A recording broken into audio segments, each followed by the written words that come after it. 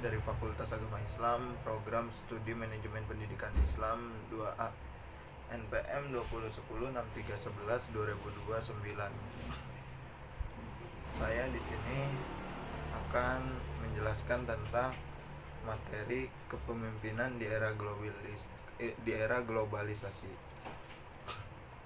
Kepemimpinan sebenarnya mempunyai arti yang lebih luas dari sekedar jabatan atau posisi. John C. Maxwell mengatakan bahwa kepemimpinan bukan tentang gelar, posisi, atau diagram alur. Ini tentang satu kehidupan yang mempengaruhi kehidupan lainnya. Ada juga yang berpendapat atau mengatakan bahwa kepemimpinan adalah tentang perilaku atau kepemimpinan adalah tentang hubungan.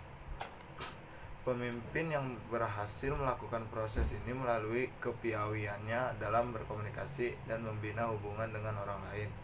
Dengan perkembangan teknologi dan globalisasi saat ini, untuk bisa menjadi pemimpin yang berhasil akan semakin kompleks. Akses komunikasi tanpa batas membuat kita dengan mudahnya berinteraksi dengan berbagai macam manusia dengan karakter dan budaya yang berbeda-beda. Di sini saya mengambil 3 kepemimpinan, yaitu yang pertama, kepemimpinan visioner adalah kepemimpinan akan mampu mengadaptasi antara organisasi yang dipimpinnya terhadap lingkungan eksternal yang terus berubah. Dalam bersosialisasi dan berinteraksi,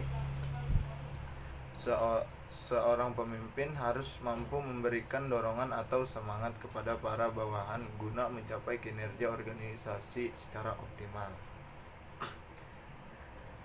Yang kedua yaitu kepemimpinan inklusif adalah pribadi yang menyadari bahwa bias pribadi dan kelompok dapat menghalangi mereka dalam membuat keputusan yang objektif dan komprehensif. Mereka akan sekuat tenaga mengenali, mempelajari, dan mencegah bias-bias yang akan menghancurkan kebaikan bersama. Yang ketiga yaitu kepemimpinan strategis, yaitu meliputi kemampuan mengantisipasi, memiliki visi, dan mempertahankan fleksibilitas, memberi kuasa kepada orang-orang lain untuk menciptakan perubahan strategis yang perlu. Kepemimpinan strategis efektif diperlukan untuk merumuskan dan menerapkan strategi dengan sukses.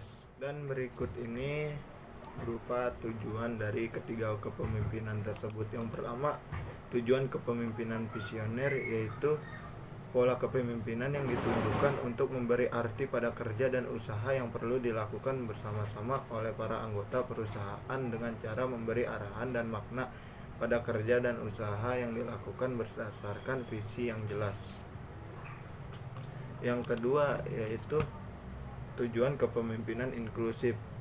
Mereka yang secara proaktif bekerja untuk memastikan setiap orang diberi kesempatan agar suaranya didengar, mengatasi hambatan yang bisa jadi mencegah beberapa orang karyawan untuk angkat bicara. Yang ketiga yaitu tujuan dari kepemimpinan strategis. Kepemimpinan strategis untuk tujuannya adalah untuk mempersiapkan organisasi menghadapi apapun yang mungkin terjadi di masa depan, baik itu berupa risiko yang benar-benar baru ataupun tantangan dari masa lalu yang mungkin terulang kembali.